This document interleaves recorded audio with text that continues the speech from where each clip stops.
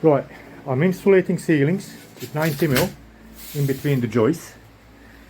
So I'm coming to this difficult bit here, or bit tricky bit.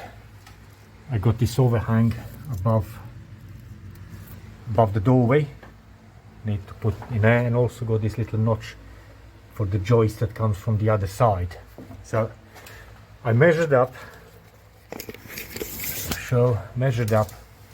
the full width overall, 340mm or just under 13.5 inches, nice and snug, and cut it as if I'm going to put it straight up without having a frame. And then that's that piece there, and then I done the angle cut. So first I'm going to slide. See, the angle cut is done downwards, so look, it clears this joint and just sits there on top of the ceiling on the other side. And then we get this side,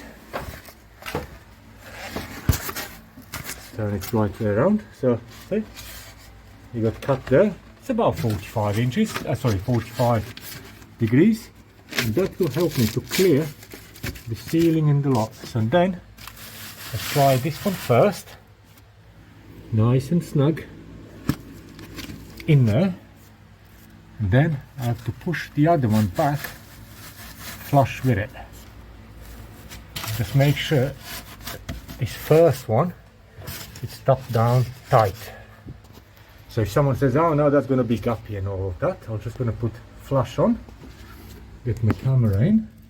Oops, wrong way around. Press the button by accident. That's the cut. So that's the cut, and that's the bit above. And as you can see, there are no gaps, and it's snug fit.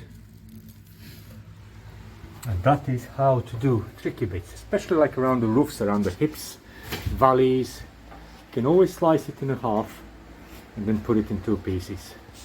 Now I'm going to do the same thing that way. That side is a bit easier.